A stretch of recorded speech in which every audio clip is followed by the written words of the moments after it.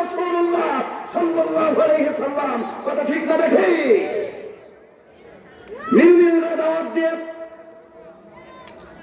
মসজিদের ভেতরে থেকে 360টি মূর্তি তারা কখনো অপসারণ করতে পারে নাই। মক্কা থেকে তখন মদিনায় চলে গিয়েছিল হিজরত করে, ঘটনা আছে না নাই? হিজরত করে যখন ঘুরে আসলেন, আল্লাহর নবী যখন রাষ্ট্রপ্রধান হলেন, তিনি একটা আয়াত সেখানেন তেলাওয়াত করেন, ওয়াকুল জাআকাল্লাহ ওয়া জাহাকাল বাতিল ইন্নাল বাতিলা কানা যাহুকা। সত্য এসেছে, মিথ্যা এক সেকেন্ড আর থাকার অধিকার নাই। এই মূর্তিগুলো ধরাশায়ী করে মসজিদ অপসারণ করা হয়েছে। কথা ঠিক না বেঠিক? আর নবী যদি রাষ্ট্রপ্রধান না হতেন, ওই মসজিদের মতো এখনো হয়তো মূর্তিগুলো তাজা করবানা থাকতো। কথা ঠিক না বেঠিক? কথা ঠিক না বেঠিক?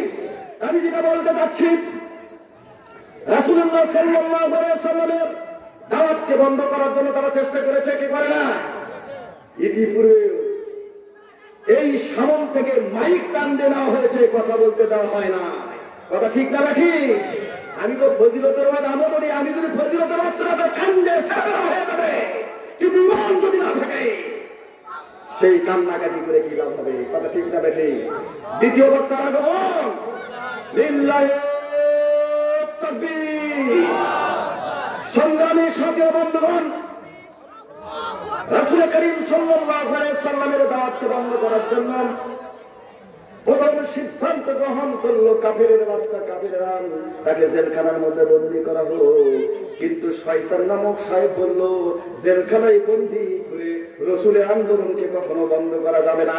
2 নম্বর যে পরামর্শ দিল, সেই পরামর্শটা হচ্ছে তাকে দেশ থেকে বাহির করে দেওয়া হোক। কিন্তু শয়তান নামক সাহেব বলল, দেশ থেকে বাহির করে কি লাভ হবে? দূরে থেকেও তো ইঙ্গিত দেবে, দূরে থেকেও তো ষড়যন্ত্র করবে। তৃতীয় ব্যক্তি যিনি অফারটি দিলেন, মিম্বর, পার্লামেন্ট মিম্বর, যিনি বিল উপস্থাপন করলেন, শয়তান তাকে বাহাবা দিল। শেষ নম্বর দিলে তিনি বললেন, মুহাম্মদ সাল্লাল্লাহু আলাইহি সাল্লামকে হত্যা করে ফেলে দাও। এইবার শায়খ নামক যে শয়তান এসেছিল, এবার বলছে জেলখানাও বন্দী নয়, জেলখানাও বন্দী নয়, রসুলকে দেশ থেকে তাড়িয়ে দেওয়া এটাও বিষয় নয়। কিন্তু তৃতীয় নম্বর যেটা বলা হলো, তাকে হত্যা করা। যদি হত্যা করা যায়, আজীবনের জন্য ইসলামের কথা বলা এই ময়দান থেকে শেষ হয়ে যাবে। কথা ঠিক না ঠিক? ঠিক তেমনি আবু জাহেল, আবু লাহাব, নব্য ফেরাউন, নব্য আবু জাহেল, নব্য নমরুদ তাও চেষ্টা করেছিলেন ইসলামের আন্দোলনকে স্তব্ধ করে দেওয়ার জন্য। জেল নয়, জরিমানা নয়, ফাঁসির কাছে ঝুলানো হোক, ইসলামী আন্দোলন বাংলার ময়দান থেকে উদ্ধার হয়ে যাবে। তারা এই সিদ্ধান্ত গ্রহণ করেছিল। কথা ঠিক না ঠিক? সিদ্ধান্ত কারটা সফল হয়েছে? কার সিদ্ধান্ত ফয়সালা হয়েছে? সর্বশেষ দ্বিতীয় বক্তা এসেছে, কথা লম্বা করবো না, কোন ক্রমে বন্ধ করা গেল না। সর্বশেষ রসুলকে হত্যা করার পায়তারা করা হয়েছিল। এখানে জাতির কাছে আমার প্রশ্ন, আপনারা দোষ থাকতে পারে, আমার দোষ থাকতে পারে, যতবার যুদ্ধ করে আসি না কেন আমারও দোষ আছে। এই সভাপতি সাহেব তারও দোষ আছে, বলতে পারবে না দোষ নাই? পারবে নাকি? দ্বিতীয় বক্তা সাহেব আছে, পারবে নাকি? কিন্তু আমার নেতা, আপনার নেতা, যিনি নেতা ছিলেন, তিনি বলেছেন, ও আমার সাহাবারা, ও আমার উম্মতেরা, রাতের অন্ধকারে আমার চরিত্রের মধ্যে যা কিছু দেখো, দিনের সূর্যের আলোর মধ্যে আমার চরিত্রের যা কিছু দেখো, খুলে খুলে মানুষের কাছে তুমি বর্ণনা করো। বলি সুবহানাল্লাহ। পৃথিবীতে এমন কবির পুরুষ এসেছে, এমন চ্যালেঞ্জ দিতে পারবে কেউ পারবে না। কিন্তু সেই নবী মুহাম্মদ রাসূলুল্লাহ সাল্লাল্লাহু আলাইহি সাল্লামকে হত্যার পায়তারা করেছে আবু জেহেলের বাহিনীরা। কথা ঠিক না দেখনি?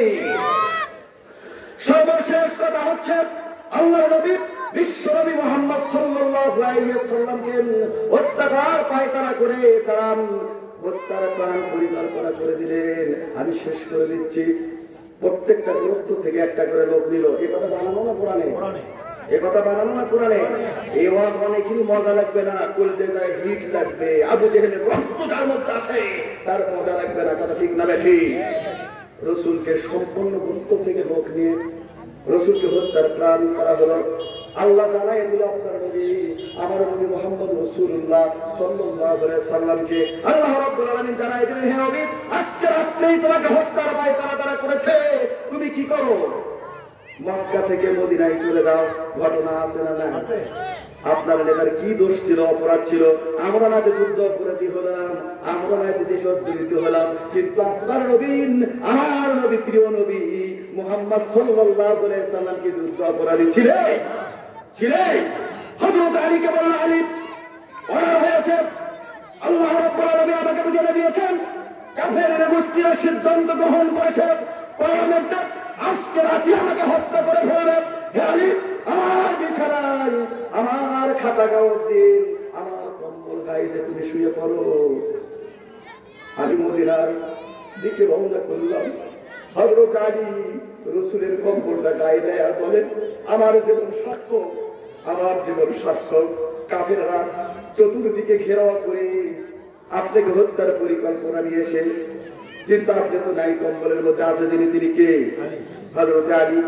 আপনাকে, আমি আলীকে মুহাম্মদ তারা জানবে, মুহাম্মদ মনে করবে, তরবারির আঘাত দিয়ে আমাকে কেটে টুকরো বিটুকরো করবে, আমার অন্তরে এতটুকু শান্তি হবে, তৃপ্তি হবে, আমি আলীর বিনিময়ে, জীবনের বিনিময়ে আল্লাহ নবী মুহাম্মদ রাসূলুল্লাহ সাল্লাল্লাহু আলাইহি সাল্লাম জীবিত আছে। বলি সুবহানাল্লাহ। অনেক বড় ঘটনা বিশ্বাস করে দিচ্ছি। আল্লাহ নবী চলে গেলেন আবু বকরের বাড়িতে। কোথায় গেলেন?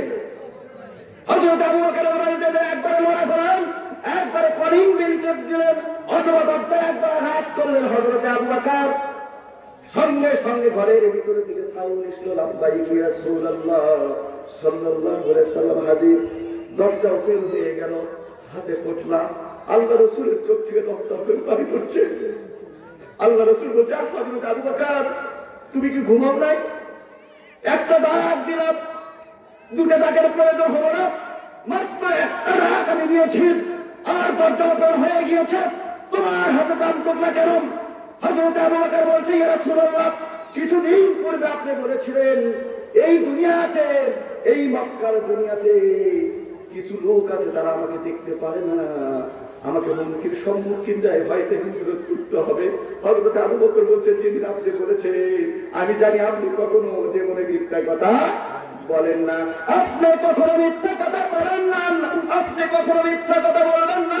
আমি সেই দিন থেকে এখন পর্যন্ত আবু বকর একটি রাতেও আমি ওই বিছানায় পিঠটা ঠেকাইয়া ঘুমাই নাই। আমি দরজায় পিঠ ঠেকাইয়া ঘুমাচ্ছিলাম আর মনে মনে চিন্তা করতেছিলাম, কত রাতে গভীর রজনীতে এসে যদি হযরত নবী মুহাম্মদ সাল্লাল্লাহু আলাইহি সাল্লাম আবু বকর এইভাবে যদি দরজায় আমাকে হানা করে আর কাফেররা যদি দেখতে পায় আল্লাহ রাসূলকে হত্যা করবে, এই বেদবি যেন না হয় তার জন্য আমি দরজায় পিঠ ঠেকাইয়া দীর্ঘদিন যাবত আমি ঘুমাচ্ছিলাম। বলি সুবহানাল্লাহ। আমি আর যাবো না, কিন্তু সমস্ত সাথে মাঝে এখানে প্রমাণ করেছে, আমি বেশি যাব না। শেষ কথা, আপনার নবী, আমার নবী, প্রিয় নবী মুহাম্মদ রাসূলুল্লাহ সাল্লাল্লাহু আলাইহি সাল্লাম, তার নেতৃত্বের মধ্যে মুক্তি আছে না নাই? মুক্তি আছে না নাই? সেই নেতৃত্ব আমাদেরকে মেনে নিতে হবে কি হবে না?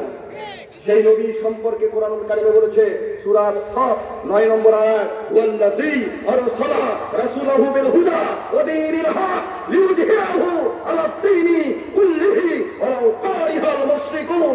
আমি আমার নবীকে দুটি জিনিসে প্রেরণ করেছি, একটা হচ্ছে সত্য বিধান কোরআন, একটা কি? আরেকটা দীন হক। কেন? লিইয়ুযহিরাহু আলা দীনি কুল্লিহি ওয়ালাউ কারিহাল মুশরিকুন। দিনকে বিজয়ী করতে পারে। অনেক ইমাম সাহেব আছে, অনেক ওয়াইজিং আছে, এড়ে উড়ে যায়, এ সঠিক কথা বলে না। আমি ওইখানে অনুরোধ করব, আপনার নেতা, আমার নেতা, যার শুভ ইচ্ছা কাল কিয়ামতে নাযিল হবে না, সেই নেতাকে প্রেরণ করা হয়েছিল দিনকে বিজয়ী করার জন্য। কথা ঠিক না ঠিক? এই চ্যালেঞ্জ দিয়ে গেলাম, এই চ্যালেঞ্জের মোকাবেলা করার কোন শক্তি পৃথিবীর কোন মানুষের নাই। কথা ঠিক না ঠিক? এখন কোন ইমাম সাহেব, কোন মর্চেন সাহেব, কোন মুক্তাদি, কোন বক্তা এই দিন বিজয়ীর পক্ষে যদি কথা না বলে হাবল তাবল কথা বলে, বুঝতেই হবে শয়তানি তাদের মাথার মধ্যে ঢুকেছে। কথা ঠিক না ঠিক? এই দাওয়াত দেন নবী মার খেতে আপনাকেও মার খেতে হবে। এই দাওয়াত দেন নবী দাঁত ভাঙছে আপনারও দাঁত ভাঙতে হবে। এই দাওয়াত দেন নবী জেল খেতেছে আপনাকেও জেলখানার মধ্যে ঢুকতে হবে। কথা ঠিক না ঠিক? আর এর মধ্যে আছে কল্যাণ, এর মধ্যে আছে মুক্তি। শেষ 1 মিনিট সারা লাকুম মিনাদ-দ্বীন মা ওয়াসা বিহি নূহা ওয়াল্লাযিনা আওহাইনা ইলাইকা ওয়া মা ওয়াসাইনা বিহি ইব্রাহিমা ওয়া মূসা। জাতির পিতা কে? কে জাতির পিতা? এর আগেও মধ্য মুজাহিদের মধ্যে বলেছি জাতির পিতা মিল্লাত আবিকুম ইব্রাহিম ওয়া সাম্মাকুমুল মুসলিমিন। কথা ঠিক না ঠিক? মুসলমানদের জাতির পিতার নাম হচ্ছে হযরত ইব্রাহিম খলিলুল্লাহ। কথা ঠিক না ঠিক? আল্লাহ তাআলা বলেছেন এই তিন কায়নাতের জন্য যতগুলো নবীর কথা বলা হলো প্রত্যেকটা নবীর এজেন্ডা ছিল ঐক্যবদ্ধভাবে, দলবদ্ধভাবে এই জমিনে, এই ভূখণ্ডে আল্লাহর রাজত্বকে কায়েম করার। কথা ঠিক না ঠিক? আমরা আল্লাহর রাজত্ব কায়েম করার জন্য চেষ্টা করবো ইনশাআল্লাহ।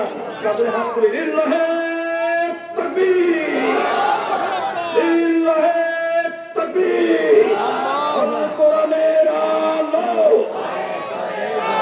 আল কোরআনের আলো, আল হাদিসের আলো। লিল্লাহে তাকবীর। সব দেখা শেষ, দেখা বাকি আছে ইসলাম।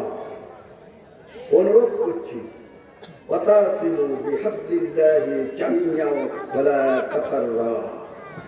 সকল মত পার্থক্য থেকে ডাস্টবিনে নিক্ষেপ করে আল্লাহর জমিনে আল্লাহর দ্বীন কায়েম করে এই কোরআনের শাসন আমরা কায়েম করতে চাই। আল্লাহ তাআলা যেন তৌফিক দান করে। সকলে বলে আমিন। আমি ক্ষুদ্র মানুষ, যতটুকু কথা বলেছি যদি কোরআন সম্মত হয়ে থাকে আমি সহ সকলকে মেনে নেওয়ার জন্য উদ্যক্ত আহ্বান জানাচ্ছি। ভুল কথা যদি বলে থাকি আল্লাহ তাআলা হৃদয় থেকে যেন মুছে দেয়। সকলে বলে আল্লাহুম্মা আমিন। আমার জন্য দোয়া করবে। শেষ জীবন পর্যন্ত রক্ত যতক্ষণ পর্যন্ত নড়ে ওই বাহানা দিয়ে, ওই ভয় দিয়ে, ওই চিন্তিনে রেখে, ওই জেলখানার হুমকি দিয়ে, ওই মামলার হুমকি দিয়ে ঘরের মধ্যে যেন আবদ্ধ করে রাখতে না পারে। সকলে বলে আল্লাহুম্মা আমিন।